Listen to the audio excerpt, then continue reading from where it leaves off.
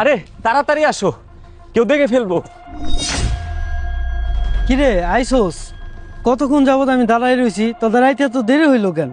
আরে আর বলিস না, রাস্তায় অনেক জাম। আর ওই যে আবুল্লা আছে না, আবুল্লারে কইছি তোর বাইকটা দিস। আবুল্লা ভাবছি কি আমি কোন মায়ের লগে দেখা করতে যাবো, ও আমার লগে যাইবো। মেকআপ টেকআপ করে আইলেই ঝেলাই নিছে। কত ভাই কেমনটা লাগে। পরে ওরে থুইয়া ওরা একটা সিনজি নিয়া তারপর ভাবিরে নিয়ে আসছি। ধর, অনেক কষ্ট হয়েছে।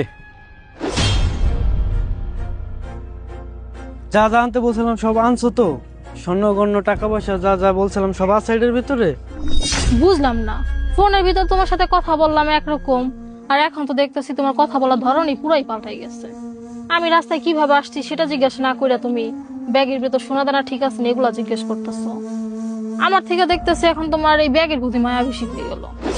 আরে না, তুমি যা ভাবতেছো তা না, আসলে টাকা পয়সা স্বর্ণগণ্য এগুলা নিয়ে আসতে তোমার কোনো সমস্যা হয়েছে কিনা তাই বলতে চাইছিলাম। আচ্ছা বন্ধু, তুই দাঁড়ায় আছিস কেন? হরান হয়েছিস না? 1 লিটার পানি নিয়ে যা, আমরা এখানে আছি।